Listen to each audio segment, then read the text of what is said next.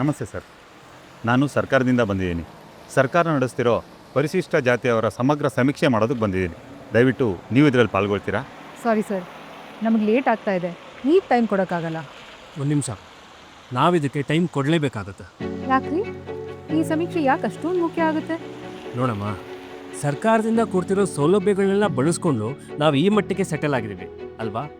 ಹಾಗೆ ನಮ್ಮ ಪರಿಶಿಷ್ಟ ಜಾತಿ ಸಮುದಾಯದವರೆಲ್ಲರನ್ನು ಬೆಳಿಬೇಕು ಅಂದರೆ ಈ ಒಳ ಮೀಸಲಾತಿ ತುಂಬಾ ಮುಖ್ಯ ಆಗುತ್ತೆ. ಈ ಒಳ ಮೀಸಲಾತಿ ಕೊಡ್ತಿರೋ ಸರ್ಕಾರನೇ ನಮ್ಮ ಜೊತೆ ನಿಂತಿರ್ಬೇಕಾದ್ರೆ ನಾವು ಈ ಸಮಗ್ರ ಸಮೀಕ್ಷೆಯಲ್ಲಿ ಪಾಲ್ಗೊಂಡು ನಮ್ಮ ಮೂಲ ಜಾತಿನ ತಿಳಿಸ್ಕೊಡೋದು ನಮ್ಮ ಕರ್ತವ್ಯ. Yes, you right Ajay. ಒಳಗೆ ಬನ್ನಿ ಸರ್, ಒಳಗೆ ಕೂತ್ಕೊಂಡು ಸಮೀಕ್ಷೆ ಮಾಡೋಣ. ಸಮೀಕ್ಷೆ 3 ಹಂತಗಳಲ್ಲಿ ನಡೆಯುತ್ತಿದೆ. ಹಂತ 1, ಸಮೀಕ್ಷೆದಾರರಿಂದ ಮನೆ ಮನೆ ಭೇಟಿ ನೀಡಿ ಸಮೀಕ್ಷೆ ಮೇ 29ರವರೆಗೆ ನಡೆಯಲಿದೆ. ಹಂತ 2, ಸಮೀಕ್ಷೆದಾರರಿಂದ ವಿಶೇಷ ಶಿಬಿರಗಳಲ್ಲಿ ಸಮೀಕ್ಷೆ ಮೇ 30ರಿಂದ ಜೂನ್ 1ರವರೆಗೆ ನಡೆಯಲಿದೆ. ಇದರಲ್ಲಿ ಪಾಲ್ಗೊಳ್ಳಲು ನಿಮ್ಮ ಹತ್ತಿರದ ಮತಗಟ್ಟೆಗೆ ಭೇಟಿ ನೀಡಿ.